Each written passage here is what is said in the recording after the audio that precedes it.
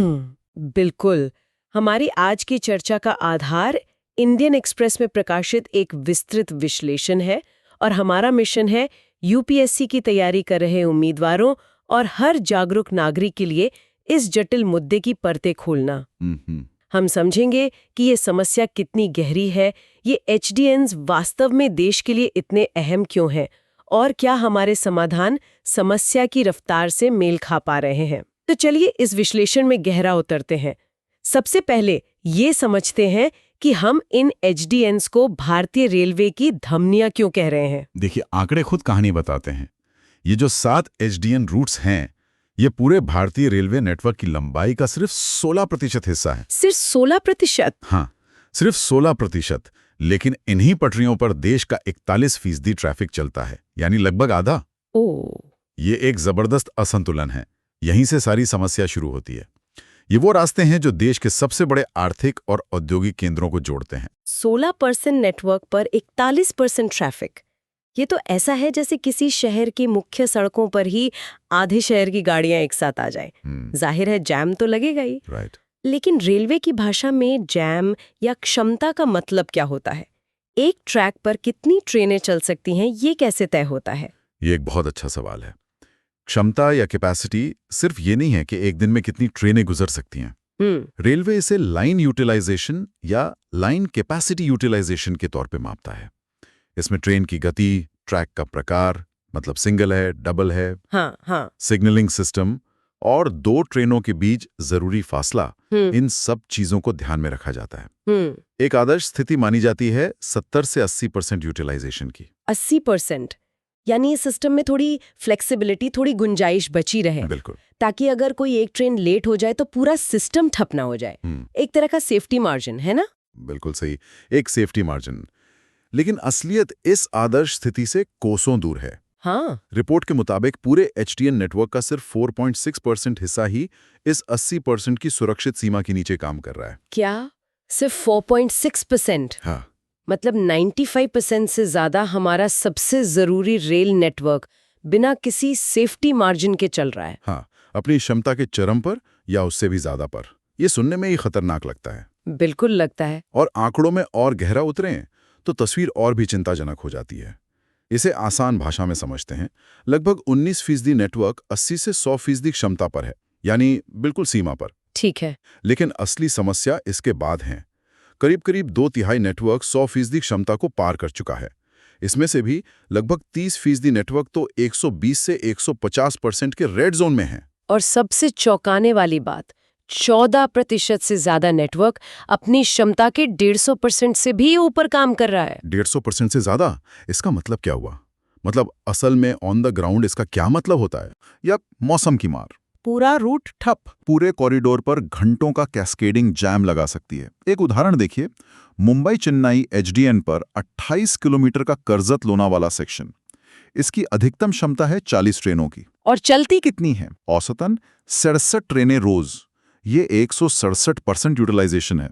हम सिर्फ देर नहीं हो रहे हैं, हम एक बहुत ही नाजुक सिस्टम पर चल रहे हैं जो कभी भी ठप हो सकता है। ये ब्रेकिंग पॉइंट वाली बात सच में डराती है। तो आखिर ये कौन से गलियारे हैं जो इतना बोझ उठा रहे हैं?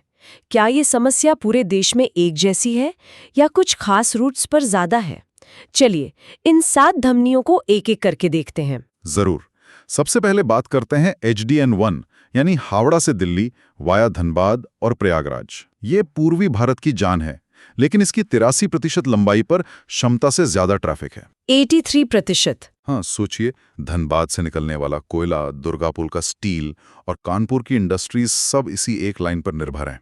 इसके बाद आता है एचडीएन 2, हावड़ा मुंबई वाया नागपुर।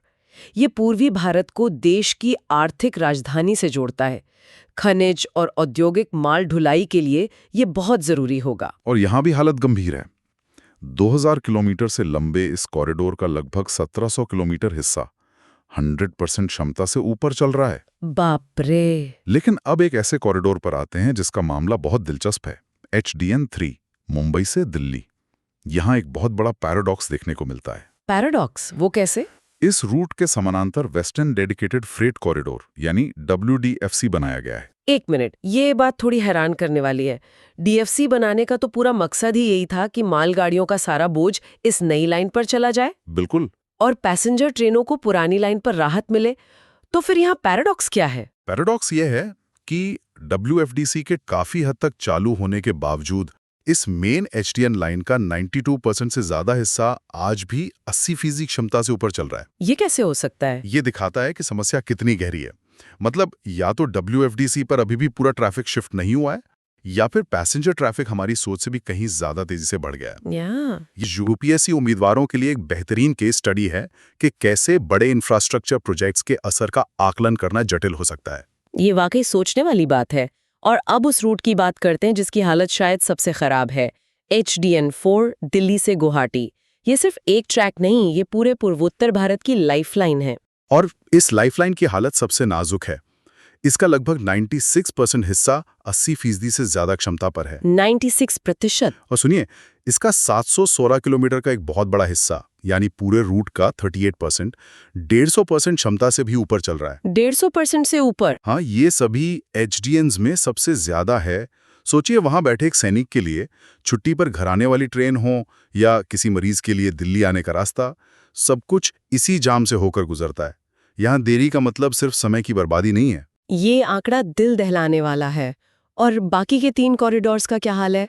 दिल्ली चेन्नई, हावड़ा चेन्नई और मुंबई चेन्नई। ये तीनों भी भारी दबाव में हैं। दिल्ली चेन्नई यानी HDN5 और हावड़ा चेन्नई HDN6, इन दोनों का लगभग आधा हिस्सा 120 से 150% क्षमता के रेड जोन में काम करता है। अच्छा। ये देश के उत्तर को दक्षिण से और पूर्वी तट को आपस में जोड़ने वाले महत्वपूर्ण रास्ते हैं। इनमें से कई रास्ते गोल्डन क्वाड्रिलैटरल का हिस्सा हैं, इसलिए इन पर ट्रैफिक का दबाव सिर्फ यात्रियों का नहीं बल्कि पूरी अर्थव्यवस्था का होता है। और मुंबई चेन्नई? वहीं मुंबई चेन्नई यानी HDN7 का 90% हिस्सा 80 से 120% क्षमता के बीच है, जो बाकियों से थोड़ा बेहतर है पर आदर्श से अभी भी बहुत दूर। इन आंकड़ों को देखकर एक सवाल मन में आता है। ये तो आज की स्थिति है, हम लाइनें बढ़ा रहे हैं, DFCs बना रहे हैं, लेकिन क्या हमारी आबादी और इकोनॉमी की ग्रोथ की रफ्तार इन सब कोशिशों से ज्यादा तेज है? क्या हम हमेशा कैचअप ही खेलते रहेंगे? भविष्य के अनुमान क्या कहते हैं? आपका सवाल बिल्कुल सही है, और राष्ट्रीय रेल योजना के अनुमान इस चिंता को और बढ़ाते हैं। योजना के अनुसार अगर हम मौजूदा बुनियादी ढांचे के साथ ही चलते रहे तो 2031 तक, यानी आज से कुछ ही साल बाद, 50% यानी आधे HDNs 150% से अधिक क्षमता पर चल रहे होंगे। आधे? और 2051 तक का अनुमान तो अविश्वसनीय लगता है। रिपोर्ट कहती है कि तब तक 92% HDNs 150% की सीमा को पार कर चुके होंगे। और कोई भी सेक्शन 100% क्षमता से नीचे नहीं होगा। इसका मतलब तो ये हुआ कि पूरा का पूरा हाई डेंसिटी नेटवर्क एक परमानेंट स्थायी जाम की स्थिति में होगा। ये तो एक दुस्वप्न जैसा है। बिल्कुल। और इसी दुस्वप्न से बचने के लिए रेलवे एक बहुआयामी रणनीति पर काम कर रहा है। इसका सबसे महत्वपूर्ण और सीधा समाधान है क्षमता का विस्तार।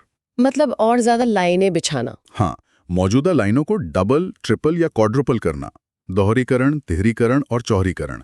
ये एक सीधा सा गणित है, जितनी ज्यादा लेन होंगी ट्रैफिक को संभालने की क्षमता उतनी ही बढ़ेगी। और क्या इस दिशा में काम की रफ्तार तेज हुई है? हाँ, निश्चित रूप से। आंकड़े एक सकारात्मक संकेत देते हैं। जहां 2021-22 में लगभग 2000 किलोमीटर नई लाइनें बिछाई या चौड़ी की गई, वहीं 2024-25 में यह आंकड़ा बढ़कर 2900 किलोमीटर से ज्यादा हो गया। ये तो अच्छी प्रगति है। हाँ, ये दिखाता है कि समस्या की गंभीरता को समझा जा रहा है और उस पर काम हो रहा है। और इन नई लाइनों के अलावा डेडिकेटेड फ्रेट कॉरिडोर्स यानी DFCs भी हैं, जिनका हमने पहले जिक्र किया था, ईस्टर्न और वेस्टर्न DFCs। इनसे कितनी राहत मिलने की उम्मीद है? इनसे बहुत उम्मीदें हैं। ईस्टर्न DFC जो पूरी तरह से चालू हो चुका है और वेस्टर्न DFC जो लगभग 96% चालू है, ये गेम चेंजर साबित हो सकते हैं। कैसे? इनसे उम्मीद है कि ये HDN 1, 2, 3 और 5 जैसे सबसे व्यस्त कॉरिडोर से मालगाड़ियों का बोझ लगभग पूरी तरह हटा देंगे। अच्छा, तो वो पैसेंजर लाइनों से हट जाएंगे। हाँ, इससे मौजूदा ट्रैक्स पर यात्री ट्रेनों के लिए ज्यादा जगह बनेगी, उनकी गति बढ़ेगी और समय की पाबंदी बेहतर होगी। ये नेशनल लॉजिस्टिक्स पॉलिसी के लक्ष्य से भी जुड़ता है। लेकिन जब हम मौजूदा इंफ्रास्ट्रक्चर को देखते हैं तो एक अजीब सी बात नजर आती है। कुल 11,000 किलोमीटर के HDNs में से 8,000 किलोमीटर से ज्यादा डबल लाइन्ड है, जो अच्छी बात है। लेकिन रिपोर्ट ये भी बताती है कि अभी भी 250 किलोमीटर सिंगल लाइन्ड है। ये तो ट्रैफिक के लिए एक बहुत बड़ी बाधा होगी। और विडंबना देखिए, ये पूरा 250 किलोमीटर का सिंगल लाइन वाला हिस्सा सिर्फ HDN4 यानी दिल्ली गुवाहाटी पर है। उसी रोड पर जो पहले से ही सबसे ज्यादा जाम है। हाँ, जो पहले से ही हमारा सबसे ज्यादा दबाव वाला 150% से ऊपर की क्षमता पर चलने वाला रूट है। ये एक क्लासिक बॉटलनेक का उदाहरण है। इसी को ध्यान में रखते हुए राष्ट्रीय रेल योजना में भविष्य के लिए स्पष्ट सिफारिशें हैं, जैसे HDN1 और इसी HDN4 को पूरी लंबाई में ट्रिपल लाइन में अपग्रेड करने का प्रस्ताव है। और बाकी कॉरिडोर्स के लिए भी ऐसी ही बड़ी योजनाएं होंगी। हाँ, HDN2, 3, 6 और 7 को भविष्य की मांग को पूरा करने के लिए जरूरत के हिसाब से ट्रिपल या क्वाड्रुपल लाइन में बदलने का प्रस्ताव है। ये एक दूरदर्शी योजना लगती है, लेकिन इसे जमीन पर उतारना एक बहुत बड़ा चैलेंज होगा। ये सिर्फ पटरियां बिछाने का काम नहीं है। सही बात है। जमीन का अधिग्रहण, सिग्नलिंग सिस्टम को अपग्रेड करना और ये सब करते हुए रोज की हजारों ट्रेनों को भी चलाना, ये अपने आप में बहुत बड़ा इंजीनियरिंग और मैनेजमेंट चैलेंज है। तो आज की इस गहरी पड़ताल से ये साफ है कि भारतीय रेलवे के हाई डेंसिटी नेटवर्क पर क्षमता से कई गुना ज्यादा बोझ है। ये नेटवर्क देश की अर्थव्यवस्था की जीवन रेखा है, लेकिन ये खुद ही हाँफ रहा है। हमने सातों कॉरिडोर की स्थिति को आंकड़ों के साथ समझा और ये भी जाना कि लाइनों के विस्तार और DFCs जैसे बड़े प्रोजेक्ट्स के जरिए इस चुनौती से निपटने की एक बड़ी और ईमानदार कोशिश हो रही है। लेकिन यहाँ मैं श्रोताओं के लिए एक जरूरी सवाल छोड़ना चाहूंगा।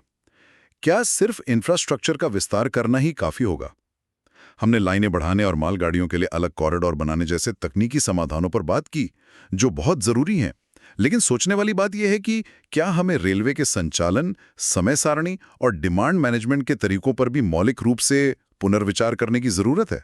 डिमांड मैनेजमेंट, आप इसे थोड़ा और समझा सकते हैं? डिमांड मैनेजमेंट का मतलब है ट्रैफिक को बेहतर तरीके से मैनेज करना। जैसे एयरलाइंस ऑफ पीक घंटों में सस्ती टिकटें देती हैं, क्या रेलवे भी कुछ रूट्स पर ऐसा कर सकता है ताकि ट्रैफिक एक समान फैले? अच्छा, क्या हम और ज्यादा स्मार्ट सिग्नलिंग और AI आधारित ट्रैफिक मैनेजमेंट सिस्टम का इस्तेमाल कर सकते हैं? क्योंकि सिर्फ नई सड़कें बना देना ट्रैफिक जाम का हल नहीं होता। हमें ट्रैफिक को मैनेज करने के बेहतर तरीके भी खोजने होते हैं। असली चुनौती इन नई बनी क्षमताओं का सबसे कुशल तरीके से उपयोग करने में होगी। ये एक बहुत ही महत्वपूर्ण बिंदु है जो इस चर्चा को एक नई दिशा देता है। सिर्फ हार्डवेयर नहीं, सॉफ्टवेयर पर भी काम करना होगा। इस तरह की और गहन चर्चाओं के लिए इस शो को फॉलो किया जा सकता है। विषय से जुड़े कोई भी प्रश्न या विचार कमेंट्स में साझा किए जा सकते हैं और अगर ये विश्लेषण उपयोगी लगा हो तो इसे दूसरों तक भी जरूर पहुंचाएं।